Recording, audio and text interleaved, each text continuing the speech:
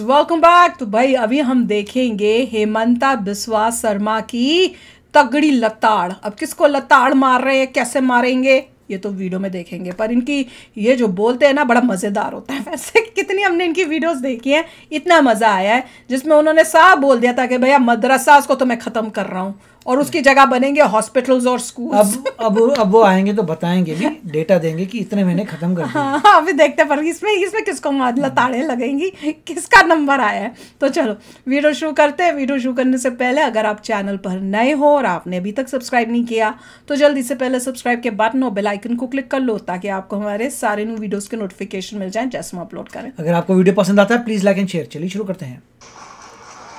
ये चुनाव का समय है, ये चुनाव का समय है और ये हमारा बीजेपी ने ये मीटिंग का ऑर्गेनाइज किया है।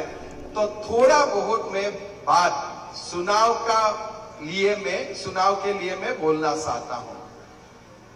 अभी हमारे प्रधानमंत्री मोदी जी ने देश को एक नया विजन दिया है कि हमारा देश सब कुछ कर सकता है, हमारा देश विश्व गुरु बन सकता है।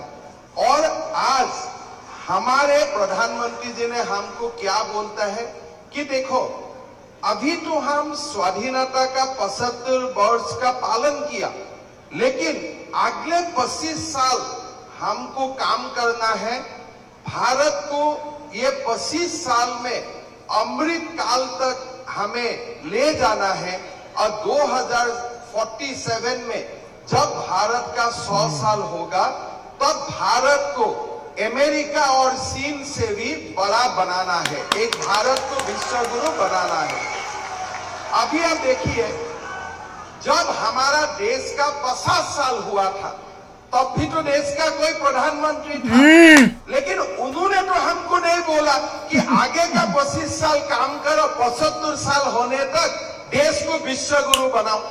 खाली होगा 50 साल में लाल किला में भाषण दे दिया, उसी में समाप्त हो गया।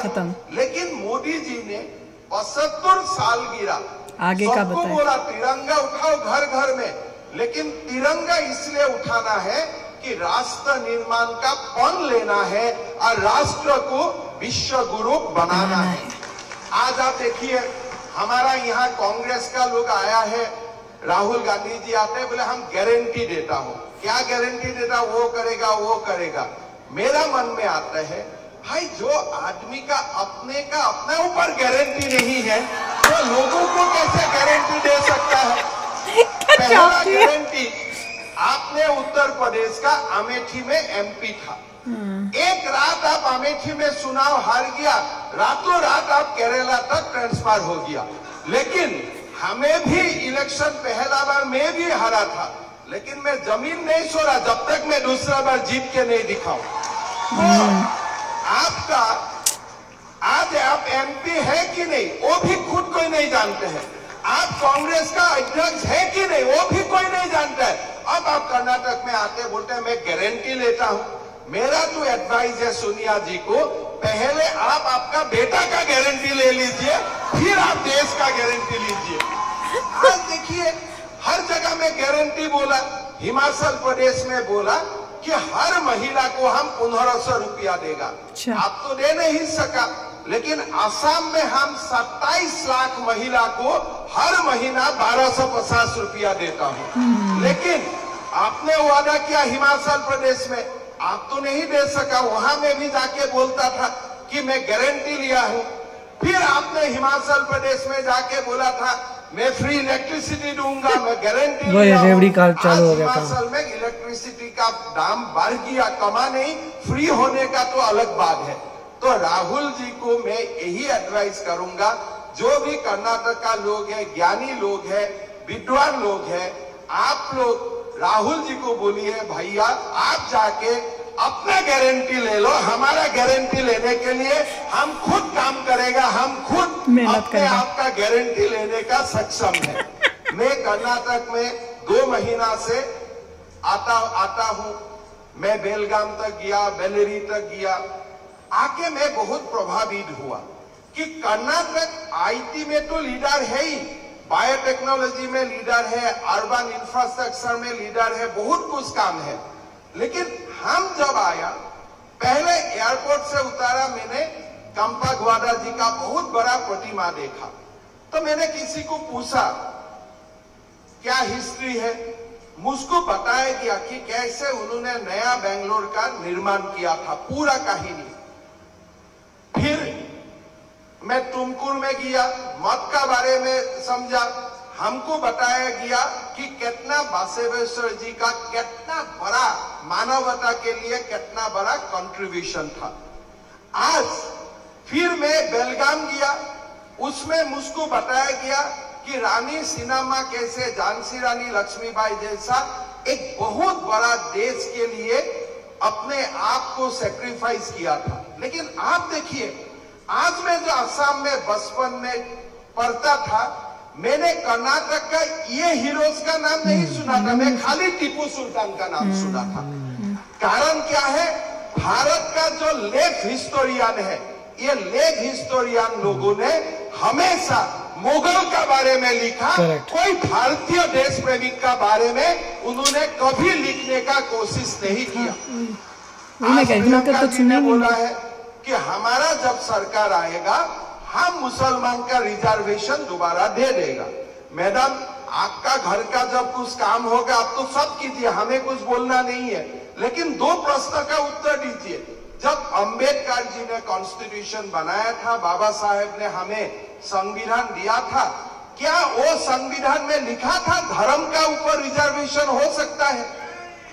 लिखा था क्या? अगर आप मुसलमान को 4% देता है तो क्रिश्चियन को भी 3% दीजिए, हिंदू को भी 90% दीजिए, लेकिन आप एक रिलीजियन को क्यों देगा? तो आज कभी वोट नहीं करना चाहिए। कितना बड़ा काम किया कि जो बाबा साहेब का आइडियोलॉजी का खिलाफ दिया था, बाबा साहेब ने बोला था कि रिजर्वेशन एसटी का होगा, एससी का होगा, ओबीसी का होगा, धर्म का अनुसार देश में रिजर्वेशन नहीं होगा। लेकिन आज वीरप्पा मोइली, देवगौड़ा, सिद्धारमैया सारे लोग सीएम हुआ, लेकिन तुष्टीकरण का राजनीति के लिए बाबा साहेब अंबेडकर जी का संविधान को वो लोग वायलेट करते रहा। लेकिन आज बोमाई जी थोड़ी समय के लिए मुख्यमंत्री हुआ, उन्होंने इतना बड़ा काम किया जो काम करने का कर्नाटक का पहला कोई मुख्यमंत्री का, मतलब कांग्रेस का मुख्यमंत्री का हिम्मत नहीं था। आज येदियुरप्पा जी और बोमाई जी ने मिलके 4% मुसलमान रिजर्वेशन को खत्म किया, लिंगायत को 2% रिजर्वेशन दिया, भोकालिका को 2% दिया। अभी प्रियंका जी बोल रहे हैं कांग्रेस सरकार आने से हम दोबारा मुसलमान को लालच दे रहे हैं। मैं बोल रहा हूँ मैडम, आपको 10 बार जन्म लेना पड़ेगा फिर जाके आप ये काम कर सकेगा, ऐसे नहीं होगा। आज हमें बोल रहा हूँ कि यूनिफॉर्म सिविल कोड चाहिए। किस लिए हमें यूनिफॉर्म सिविल कोड चाहिए?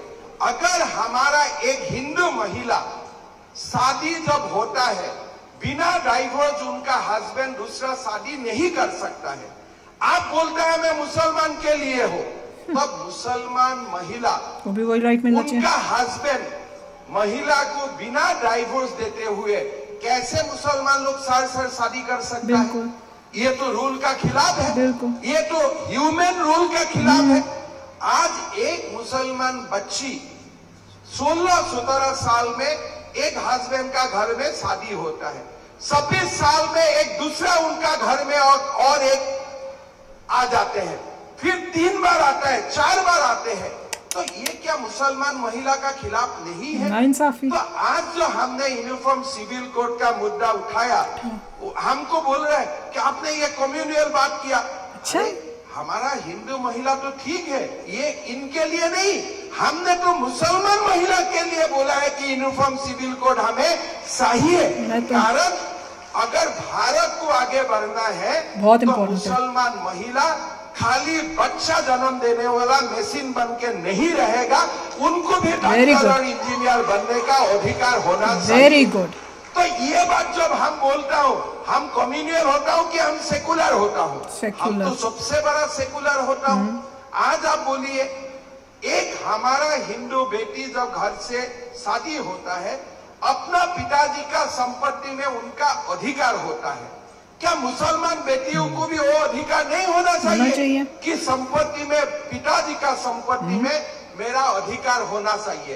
अगर पिताजी का संपत्ति में उनका अधिकार होगा तब मुसलमान महिला भी अपना काम करेगा, अपना हस्बैंड को बोलेगा देखो ज्यादा दादागिरी मत करो, मेरा पास भी प्रॉपर्टी है, मैं बक्सा बनाने वाला मशीन नहीं हूँ, मेरा जीवन में और बड़ा मकसद है। वेरी गुड, मजा आया, मुझे तो बहुत मजा आया।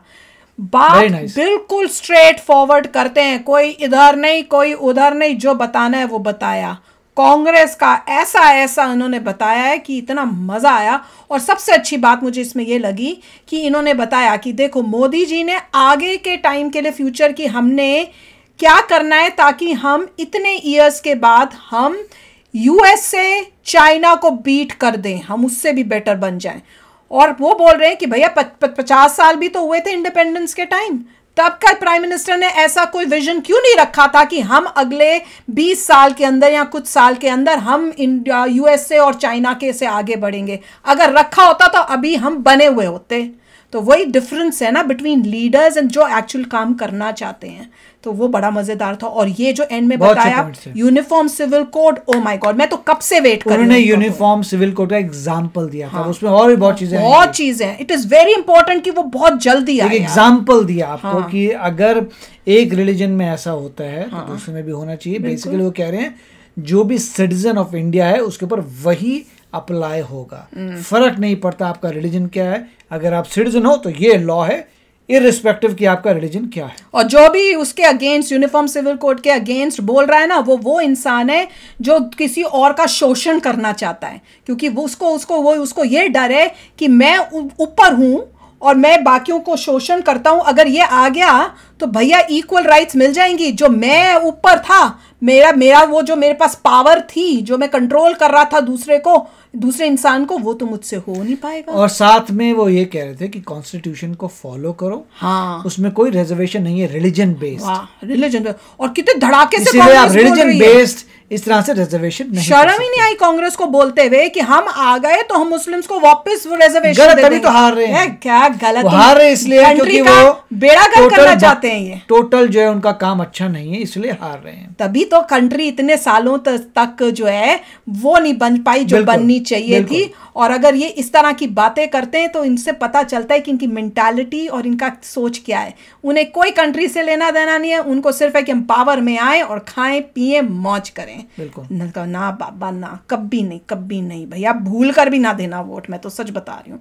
तो चलो फ्रेंड्स, शेयर करना अपने थॉट्स। चलते हैं, मिलेंगे नेक्स्ट वीडियो में बहुत ही जल्द। Till then take care and bye bye. तो अगर आप मेरे इस चैनल पे नए हो तो जल्दी से सब्सक्राइब के बटन को हिट करो और बेल आइकन को क्लिक करो ताकि आपको मेरा जब नया वीडियो मैं लगाऊं आपको उसके बारे में जल्दी से पता चल जाए।